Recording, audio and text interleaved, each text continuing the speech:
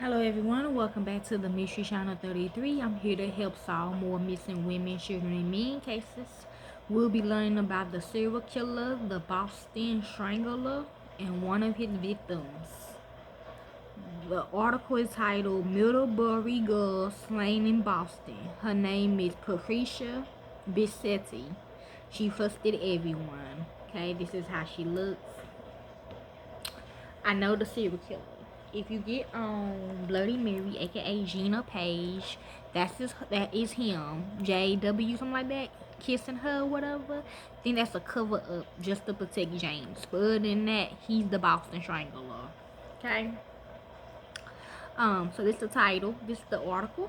Middlebury girl slain in Boston.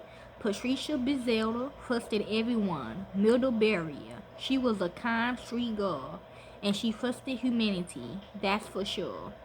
The words came slowly from a tearful Miss Hazel Bissette of Main Street, mother of 23-year-old Patricia J.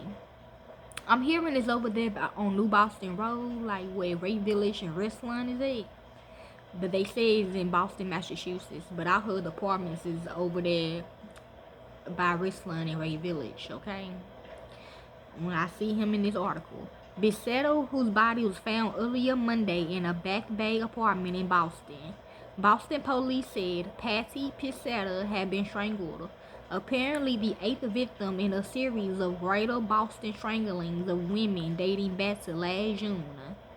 Miss Patricia said, who lives here with her sister, Ruby Rogers, said the first inkling she had of the tragic death of her daughter came when she received a telephone call from a Missouri man whose daughter was a friend of Patty in Boston.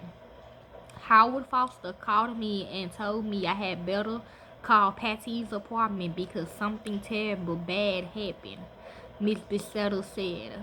I telephoned and a police lieutenant answered the phone, and then I learned what happened. Whoever wrote this article had a lot of errors in it, okay? My bad, apologize. I'm here with Gina. Mary wrote this. Miss Bissette said her daughter, a 1958 graduate of Middlebury High School, had gone to Boston in September of 1961 to take a job as a private secretary at a radio laboratory firm. I'm hearing yes and no. She came back to visit us every month or 6 weeks, and he was here for Christmas.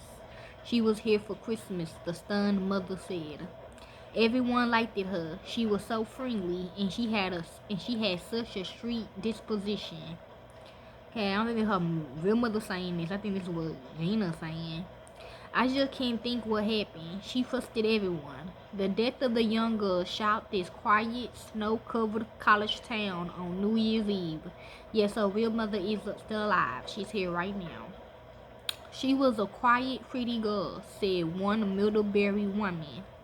It's hard to believe Patty attended the University of Vermont in 1958 through 59, but left after she completed her freshman year. A fellow student who remembered Patty from their UVM days said, she was so nice and friendly. Everyone liked her, and she got on well with everyone. I'm hearing yes, true. She looked like it. This is terrible, Miss Bryant Soto said. She planned to leave for Boston to bring Patty back home to Middlebury as soon as arrangements could be made. One study group wants court ruling on appointment Montpelier efforts to seek federal or state court rulings on the appointment of the Vermont House of Representatives, and senators will have the support of the Special Legislation Commission that have been studying the issue. A member of that commission start Monday. Yes, a lot of people that's friends with her on that page is really trying to get their kids back, okay? That's what they told me, and I believe them. State Senator Charles L. Delaney of Chichester said he and other commission members have agreed to endorse efforts to have court set guidelines for the appointments of the Vermont legislature. Yes, Mr. Price told me yes. They still called him though, you know what I'm saying? That's a good thing. Delaney said the legislative commission members agreed. There will be little to be gained if required to spell out some formula that might go against a court ruling. Here you can ask your local police station for the number. Luke Crispy of Newfane, one of the leaders of the newly formed Vermont Independent Party, has said VIP will file a suit in U.S. Boston AP. The partially clad body of a pretty 23-year-old secretary was found strangled in her apartment Monday. The 8th woman strangled victim in Greater Boston in the past 6 months. The latest victim in the string of unsolved stranglings is Miss Patricia Bissette of Millbury, Vermont, who lived alone in a first-floor apartment at 515 Park Drive, Back Bay. Medical examiner Michael A. Lagongo said she had been strangled with a blouse, Gina's, Mary's, over which were tightly wounded 2 nylon stockings tied together and a third nylon stocking. Lagongo said the victim was 1 month pregnant. I'm hearing yes. I'm hearing the fetus was gone. They probably took the baby out. So wound rating. I did read that they had a partner though, but the partner just said nah, it's still separate though. But I don't know. But you still got something to do with it though, like I said. He said she had been sexually violated. He listed the time of death as on or about December the 29th. Her body, clad only in a brassiere and a housecoat, was found in bed covered by blankets. Follow pattern of Miss Bisette's death followed the pattern of the other 7 strangling. Yes, her mother just said yes, and her body's still in the apartment, okay? Because she was sacrificed. All were women alone in their apartments. 6 were strangled with items of their own clothing. The other 2 were manually strangled. All the deaths was unsolved. Miss Bisette's body was discovered about 9:30 a.m. I did read he did go to court, but he got acquitted though, cause they thought it was the other dude, okay? But he on some other murders though, okay? So after a fellow employee at an engineering firm became concerned about her failure to report to work as secretary receptionist, after repeated telephone calls, ICC approves the money-making cheapskate Ohio Railway. Oh my God, this is not the one I listed. This is not the one I read. Hold on, y'all. Well, this is him. He go by Albert DeSalvo. Okay, he the Boston Strangler. Okay.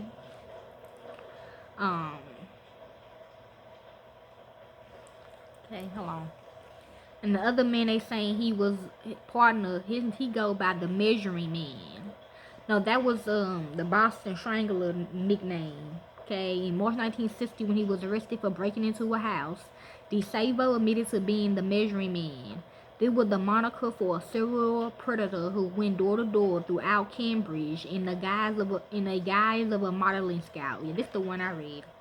Once admitted into their homes, he would lose measuring tape as an excuse to molest his victims. He was sentenced to 18 months in jail, served 11 months, and released in 1962. For his second crime spree, he became known as the Green Man because of the color he wore when he committed his sexual assaults. DeSalvo was caught when one of his victims reported her assault to the police and described him. From there, he was committed to Bridgewater State Hospital for observation. While he would go on to confess to being the Boston Strangler, there was no physical evidence connecting him to any of the cases at the time. Because he won't let you touch his victims, okay? That's what he's saying. That's what I heard. He was not identified by the women who survived attacks by the Strangler. It wasn't until July 2013 that his DNA was confirmed as being on the body of Mary Sullivan, the last of the Strangler victims. DeSalvo was determined to be Sullivan's rapist and murderer by the Boston Police Department's cold case team, as well as the Attorney General's office, although it's still not certain that he's guilty of the other Strangler crimes. I'm hearing yes. Ultimately, DeSalvo went to prison for the Green Man crimes. He was stabbed to death in his cell in Walpole prison in 1973. Okay, now this talking about George Nassar, the one that said that's his partner. Okay. So yes. Hold on. Okay, I'm just gonna finish reading this right quick. Okay, Patrice Jane Bissette, born February the 22nd, 1940 in Middlebury, Allison County, Vermont, USA. Death December the 31st, 1962, age 22, in Boston, Suffolk County, Massachusetts, USA. Her burial, not really, but they do got you can put tombstones in the grave, okay? They got a tombstone of her, and it's Burial Prospect Cemetery, East Middlebury, Addison County, Vermont, USA. Over there in the military one, down here in my city, Texarkana, Texas. Plot 2-203 Rogers, okay? See, um, daughter of Mai Bissette and Hazel Rogers, granddaughter of James and Mary Rogers. Parents, links, and death info from murder 8th victim of the Boston Strangler. 23-year-old Patricia Bissette was a gregarious young woman who enjoyed life.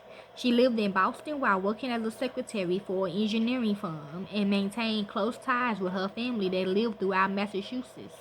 She had a roommate and a boyfriend and was very well liked it, both their work and in her social circle. I'm hearing her roommate wasn't with her at that time. She probably was at work or something like that. I'm hearing yes. She dreamed of having a home in the suburbs and a family. I'm hearing yes. Her favorite things were music, movies, and taking trips around the area to visit friends. She said yes, yes, yes. She loved the beach. When the Boston Strangler took her life, he took more than that. He took away the person so well loved by her family and friends, as well her dreams and her future. Yes, she is still remembered as the wonderful young woman she was by those who felt her warm touch on their hearts. Okay, and that's all the information they have of her. If you'd like to hear more into this case, you want to know more of his victims, let me know. Okay, I don't do it for the fame or the money. I do it for this what I love to do, and to the real families of this victim. Corporate America will say shout up. Peace, family.